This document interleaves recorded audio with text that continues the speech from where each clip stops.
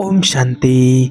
7 जन्मों का धोखा, 7 जन्मों का वादा, सिर्फ एक जन्म का कर्ज। क्या सच में पति पत्नी का 7 जन्मों का साथ होता है? जानिए चौंकाने वाला सच। देखिए, 7 फेरे लेते वक्त जब पति पत्नी जो कस्में खाते हैं, मौत के बाद उनका क्या होता है?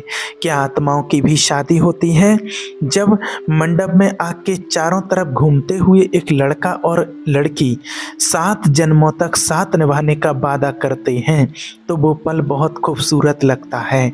उस वक्त ऐसा लगता है जैसे रिश्ता अब कभी नहीं टूटेगा, चाहे कुछ भी हो जाए, ये इंसान हर जन्म में मेरा ही रहेगा।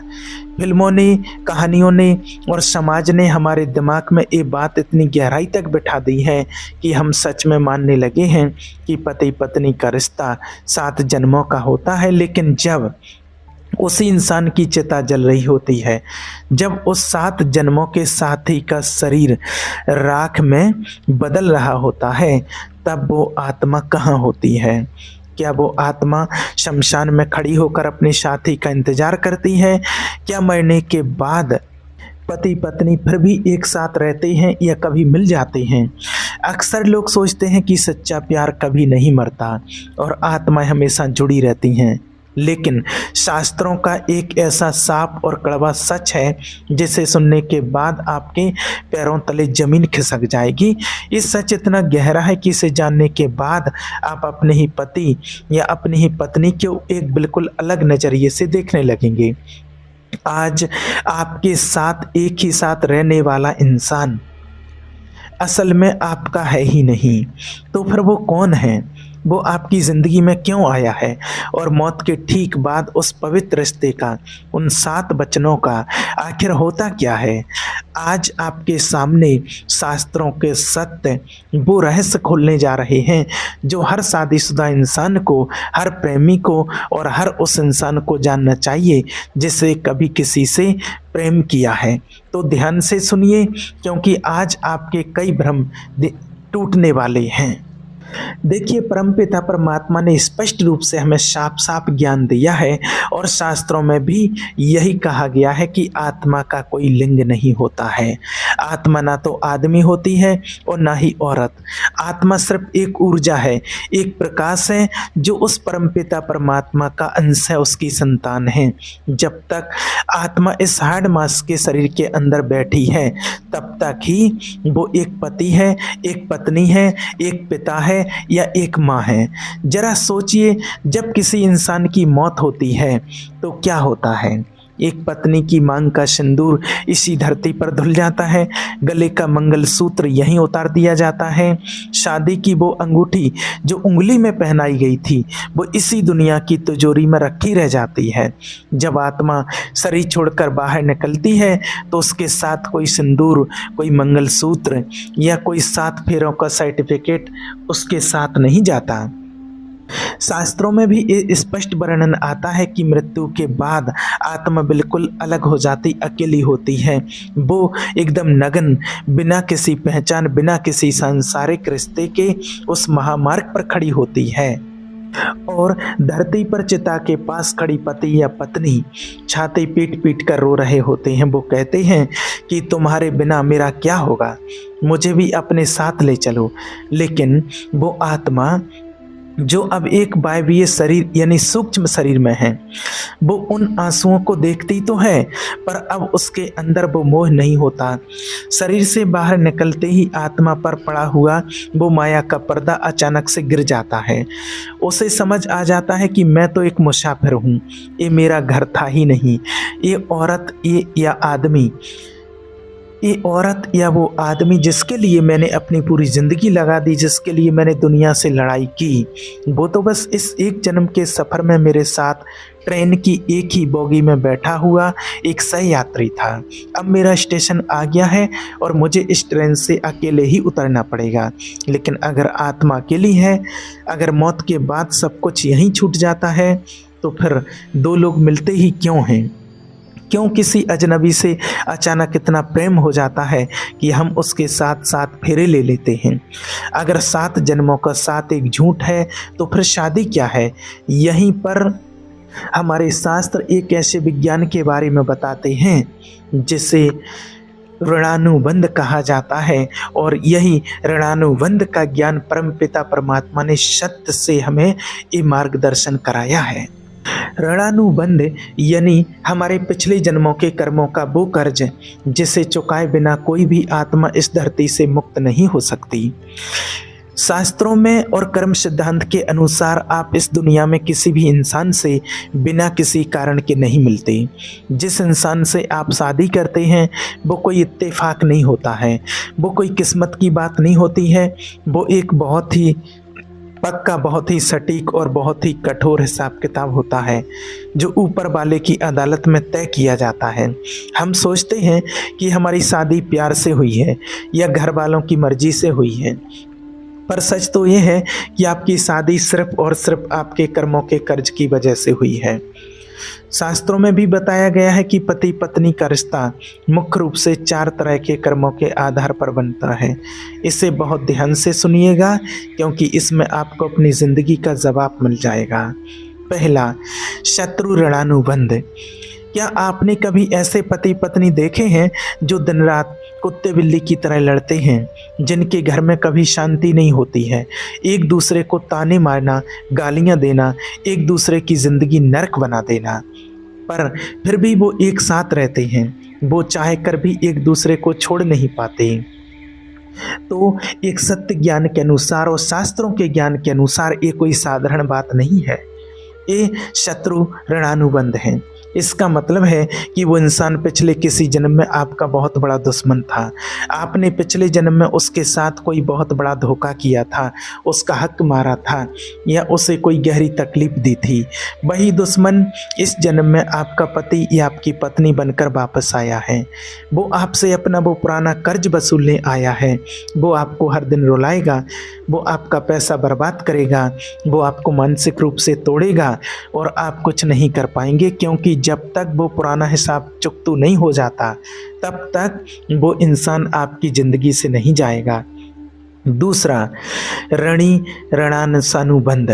आपने कई बार देखा होगा कि कोई इंसान अपने पति या पत्नी से बहुत प्यार करता है, वो उसके लिए अपना सब कुछ कुर्बान कर देता है, वो उसके नखरे उठाता है, उसकी हर बीमारी में उसकी सेवा करता है, अपना पूरा जीवन उसके कदमों में रख देता है, पर सामने वाला इंसान अचानक उसे धोखा देकर चला जाता है या फिर कोई भयानक बीमारी उसे मौत के मुंह में ले जाती है और वो उसे रोता हुआ छोड़ जाता है। ये ऋणानुबंध है। इसका मतलब है कि पिछले जन्म में आपने उस इंसान का बहुत कुछ खाया था, आपने उसका पैसा लिया था या उसका कोई ऐसा कर्ज आप पर बाकी था जो आप चुका नहीं पाए थे। इस जन्म में वो आपके पास अपना कर्ज वापस लेने आया था। जैसे ही आपने उसकी सेवा करके उस पर अपना पैसा लौटा कर वो पुराना कर्ज पूरा किया, वो इंसान आपको छोड़कर चला गया, क्योंकि उसका और आपका कॉन्ट्रैक्ट, वो हिसाब किताब वहीं तक था। तीसरा, सेवक ऋणानुबंध। कभी कभी कोई पति या पत्नी बिल्कुल एक सेवक की तरह अपने साथी की देखभाल करते हैं। वो खुद कितनी भी तकलीफ में हो पर अपने साथी को कभी दुख नहीं देते। वो बिना किसी स्वार्थ के, बिना कोई शिकायत किए पूरी ज़िंदगी साथ निभाते हैं। ये तब होता है जब पिछले जन्म में आपने उस आत्मा पर कोई बहुत बड़ा उपकार किया हो, आपने उसकी जान बचाई हो या उसकी कोई ऐसी मदद की हो जिसका कर्ज वो उतारना चाहता हो। वो आत्मा इस जन्म में आपकी सेवा कर रही, आपको सुख देने के लिए ही आपका साथी बनती है। और चौथा, धर्म ऋणानुबंध। ये आज के कलयुग में बहुत ही दुर्लभ है। लाखों में कोई एक जोड़ा ऐसा होता है जिनका रिश्ता धर्म और आत्मा के विकास के लिए बनता है। ये वो पति पत्नी होते हैं जो सिर्फ शारीरिक या पैसों के रिश्ते से नहीं जुड़े होते हैं। ये वो होते हैं जो एक दूसरे को भगवान की भक्ति की तरफ, ईश्वर की तरफ ले जाते हैं, साथ मिलकर अच्छे कर्म करते हैं। यही वो एकमात्र रिश्ता है जो मृत्यु के बाद भी कुछ हद तक साथ साथ आगे बढ़ सकता है। पर बाकी के जो रिश्ते हैं वो सिर्फ एक बैंक के लेन देन की तरह हैं। जैसे ही आपने बैंक का सारा कर्ज चुका दिया, आपकी फाइल बंद कर दी जाती है। ठीक वैसे ही जैसे पति पत्नी के बीच पिछले जन्मों का वो कर्मों का लेन देन पूरा हो जाता है, मौत आती है और एक झटके में उस रिश्ते की फाइल हमेशा के लिए बंद कर देती है। अब सबसे बड़ा सवाल, जब पति या पत्नी में से किसी एक की मौत होती है तो क्या वो आत्मा किसी दूसरे का इंतजार करती है, या पति या पत्नी कोई भी हो जब पहले चला जाता है तो क्या वो पत्नी फिर से उसी पति से मिलती है या वो पति उसी पत्नी से मिलता है? इसका जवाब बहुत ही कड़वा है। देखिए, शास्त्रों में स्पष्ट वर्णन आता है कि मृत्यु के तुरंत बाद हर आत्मा का सफ़र बिल्कुल अलग हो जाता है। जरा कल्पना कीजिए, एक बहुत ही अमीर और रसूखदार पति की मौत हो जाती है। घर में पत्नी विलाप कर रही है, उसे लगता है कि उसका सुहाग छिन गया है। पर जब उस पति की आत्मा शरीर छोड़ करके अलग हो जाती है तो उससे कोई ये नहीं पूछता कि तुम अपनी पत्नी से कितना प्यार करते थे। वहाँ सिर्फ उसके कर्मों का हिसाब किताब होता है और ये दिखाया जाता है कि तुमने उस कुर्सी पर बैठकर कितने गरीबों का खून चूसा था। अपनी पत्नी को खुश रखने के लिए, उसके लिए महंगे जेवर खरीदने के लिए तुमने कितने लोगों से बेईमानी की थी। अगर उस पति ने पाप किए हैं तो उसे किसी ऐसे घर में जन्म मिलेगा जहां उसे उसके कर्मों की सजा भोगनी पड़ेगी। और वहीं दूसरी तरफ मान लीजिए, उसकी पत्नी बहुत ही धार्मिक थी। उसने अपनी पूरी ज़िंदगी भगवान का नाम लिया, लोगों की मदद की और अच्छे कर्म किए। तो जब उस पत्नी की मौत होगी तो उसे कोई ऐसे घर में भेज दिया जाएगा, उसे सीधे अच्छे जहाँ पुण्यात्माएं हो ऐसे घर में भेज दिया जाएगा। अब आप ही बताइए, जो पति अलग कहीं और सजा काट रहा है और जो पत्नी एक पुण्यों का फल भोग रही है किसी अच्छे घर में, तो वो दोनों एक साथ कैसे रह सकते हैं? उनका 7 जन्मों का साथ कहाँ गया? सच तो ये है कि हर आत्मा अपने अपने कर्मों का बोझा खुद उठाती है। मौत के बाद कोई किसी का पति नहीं होता, कोई किसी की पत्नी नहीं होती है। आप वहाँ जाकर ये नहीं कह सकते कि मैं उसकी पत्नी हूँ, मुझे उससे मिलने दो। मृत्यु के बाद इंसानी रिश्तों की कोई ज़्यादा अहमियत नहीं होती है, वहाँ सिर्फ और सिर्फ आपके कर्मों की अहमियत होती है। लेकिन यहाँ पर एक बहुत बड़ा रहस्य छुपा है, एक ऐसा सच जो आपको अंदर तक डरा देगा। आप लोगों ने सुना होगा कि अंतमति सो गति, यानी कि इंसान मरते वक्त जिस चीज़ के बारे में सबसे ज़्यादा सोचता है उसका अगला जन्म उसी के आधार पर होता है। अगर 7 जन्मों का 7 सच नहीं है तो फिर लोग क्यों कहते हैं कि वो अगले जन्म में भी मिले थे? इस घटना को मोह और आसक्ति कहा जाता है। मान लीजिए एक पत्नी मर रही है, पर मरते वक्त उसका पूरा ध्यान सिर्फ अपने पति पर है। वो सोच रही है कि मेरे मरने के बाद इसका क्या होगा, इसे खाना कौन देगा, इसकी दवा कौन देगा। उसका मन पूरी तरह उस आदमी में अटका हुआ है। उसने भगवान का नाम लेने के बजाय मरते वक्त सिर्फ अपने पति का नाम लिया। तो प्रकृति का नियम क्या करेगा?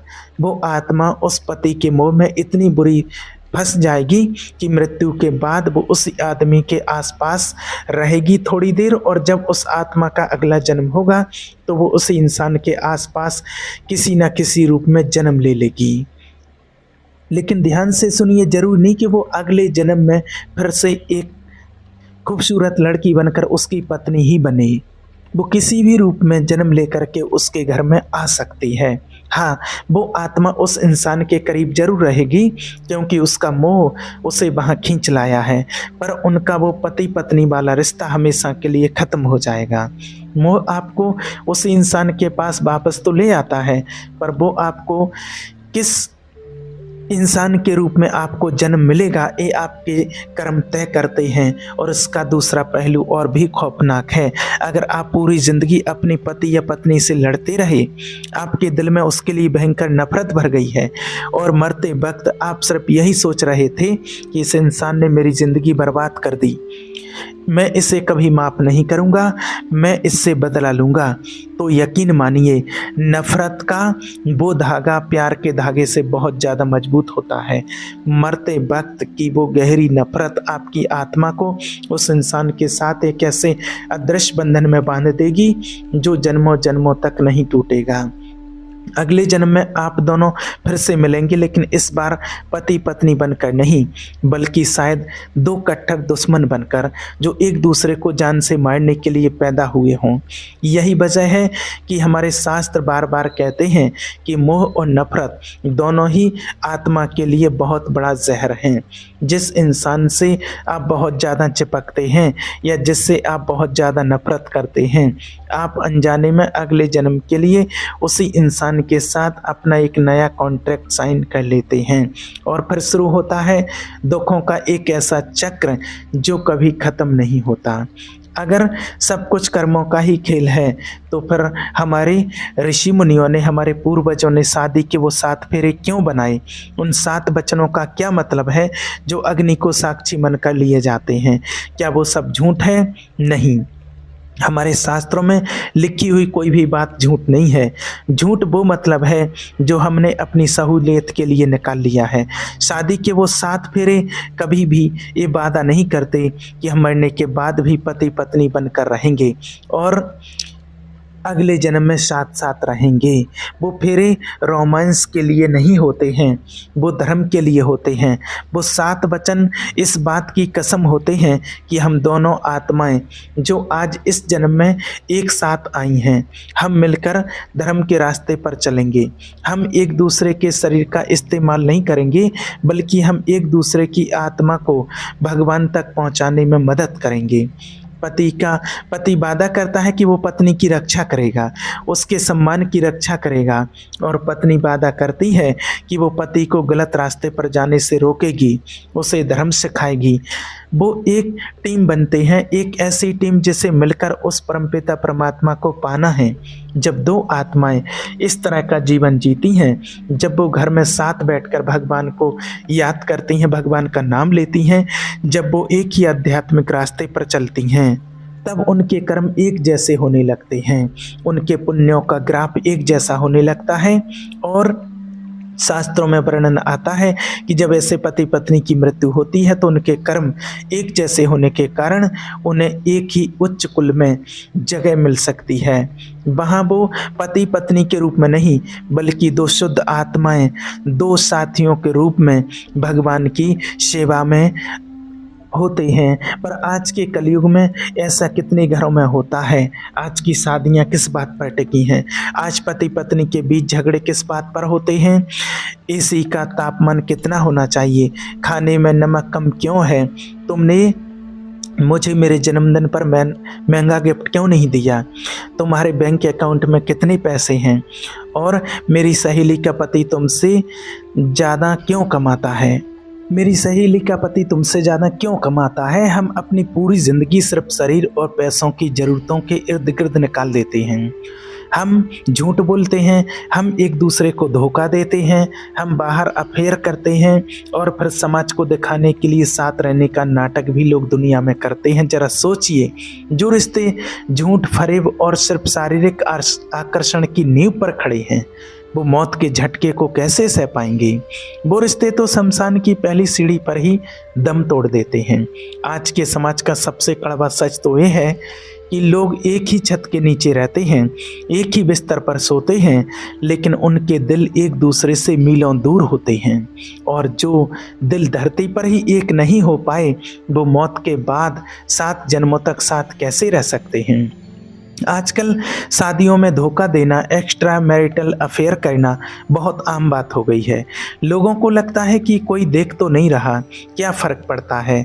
लेकिन एक सत्य सुन लीजिए, इस धोखे को सबसे भयंकर पापों में से एक माना जाता है।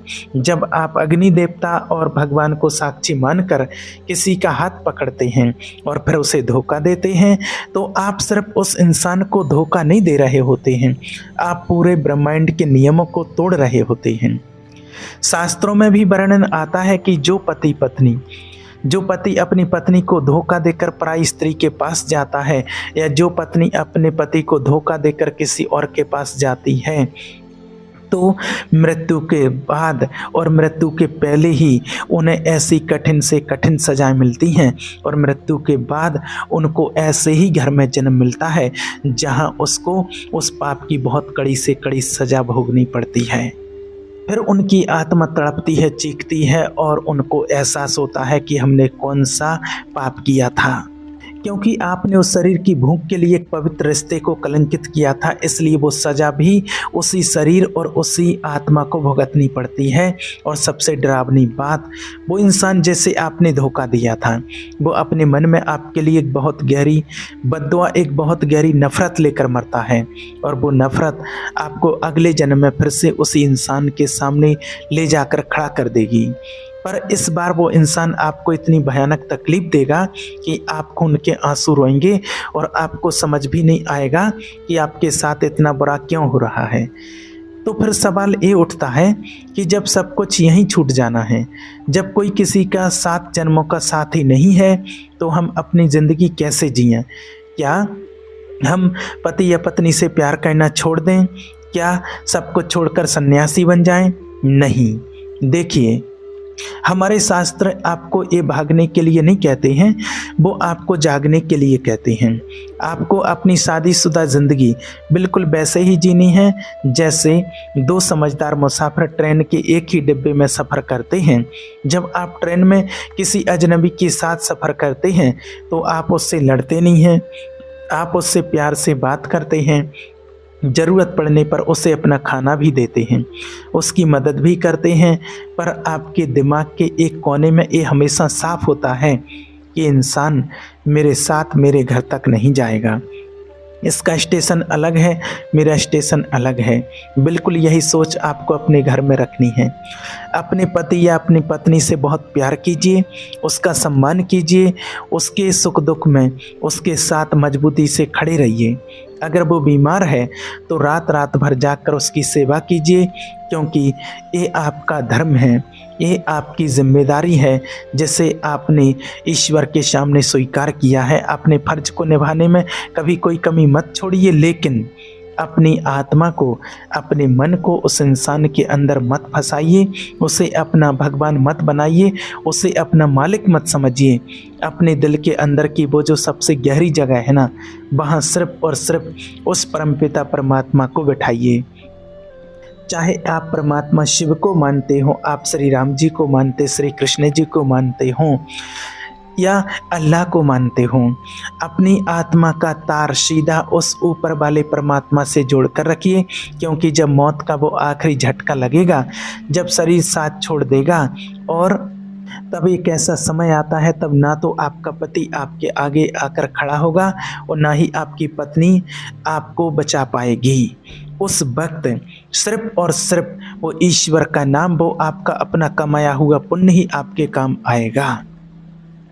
अगर आज आप एक बहुत ही खराब शादी में हैं, अगर आपका साथी आपको बहुत तकलीफ दे रहा है, आपको समझ नहीं आ रहा है कि वो ऐसा क्यों कर रहा है, तो आज के बाद उसे कोसना बंद कर दीजिए, अपनी किस्मत को रोना बंद कर दीजिए, एक गहरी सांस लीजिए और खुद से कहिए, यह मेरे पिछले किसी जन्म का कर्ज है जो मैं आज चुका रहा हूँ। मैं इसे रोकर नहीं, मैं इसे शांत रहकर चुकाऊँगा। मैं कोई ऐसा नया कर्म नहीं करूँगा, मैं कोई ऐसा नया पाप नहीं करूँगा जिसकी वजह से मुझे अगले जन्म में फिर से इस इंसान की शक्ल देखनी पड़े। उसे मन ही मन माफ़ कर दीजिए, क्योंकि जिस दिन आपने उसे अपने मन से माफ़ कर दिया, जिस दिन आपने उस नफ़रत के धागे को काट दिया, उसी दिन आपका वो ऋणानुबंध, वो कर्मों का कर्ज कटना शुरू हो जाएगा और आप अंदर से एक ऐसी अद्भुत शांति महसूस करेंगे जिसे दुनिया की कोई ताकत आपसे छीन नहीं सकती। पति या पत्नी से प्यार करो, अपना 100% दो, पर अपनी आत्मा का सौदा कभी मत करो।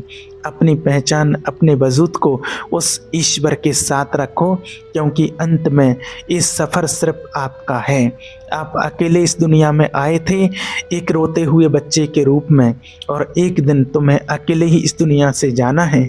लेकिन जो इंसान अपने मन की इस नफ़रत को, इस धोखे को बर्दाश्त नहीं कर पाता, जो इंसान किसी रिश्ते के टूटने के दुख में या पति पत्नी के भयंकर झगड़े में आकर अक्सर मौत को गले लगा लेता है, उसके साथ क्या होता है? अक्सर लोग सोचते हैं कि ऐसा करने से सारे दर्द खत्म हो जाएंगे, शांति मिल जाएगी।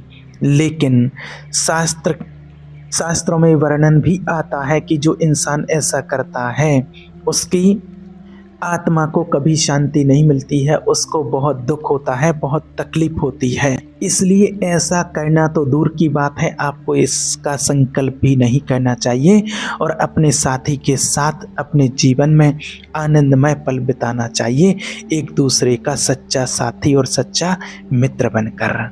ओम शांति।